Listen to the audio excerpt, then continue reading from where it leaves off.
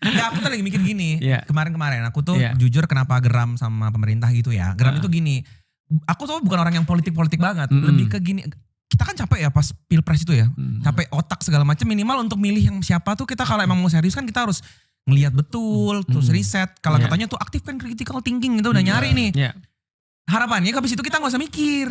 Jadi diurusin deh kita sebagai rakyat ya. Mikirnya Iya. gitu kan. Perwakilan tuh kan means kita utus kamu untuk ngurusin kita. Ya biar kita bisa fokus berkarya, berusaha, terus kayak ya bisnis. Apapun lah yang kita sebagai rakyat harus lakukan. Ini tuh kayak mereka tuh jadi diurusin terus gitu. Rasanya kayak. Dan tiba-tiba dedor ya. Iya maksud aku tuh jadi yang selama ini terjadi ya. Rasa-rasanya tuh seperti kayak kita gak bisa berhenti di pemilu tuh. Rasanya kayak ya dia lagi aja harus diurusin gitu. Dan itu Tapi begini ya, jujur. Sebenarnya demokrasi itu kalau kita ingat ya, kan lahirnya itu dari kontrak sosial. Iya. Jadi kontrak sosial. Kontrak sosial itu artinya ada semacam kontrak yang kita buat secara hayali. Dengan secara hayali. Iya. Jadi Imajiner. kita nggak bikin Imajiner, imajiner, ya. kita nggak bikin kontraknya. Benar. Tapi ketika kita lahir di sebuah negara, kita berkontrak dengan penguasa negara itu supaya dia ngurusin kita. Benar. Nah ada banyak tuh, panjang sejarahnya, gak usah saya jelasin ya, mulai dia John Locke, lalu kemudian ini sampai Rousseau. Tapi intinya mereka bicara begini, oke, Anda ngurusin saya, tapi kedaulatan itu tetap pada saya loh. Oh iya sih, iya. Kedaulatan itu gak gue pindahin ke lu.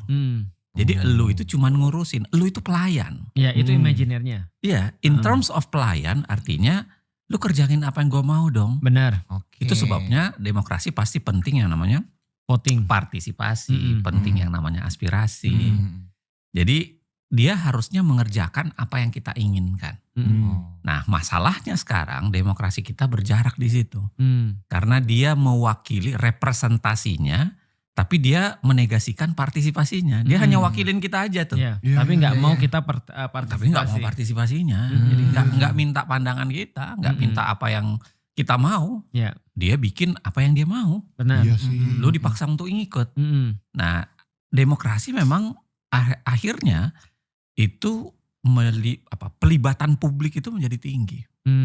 Iya harusnya kan. Itu kan idealnya. Syaratnya ya. harusnya tuh berarti lawan DPR ya?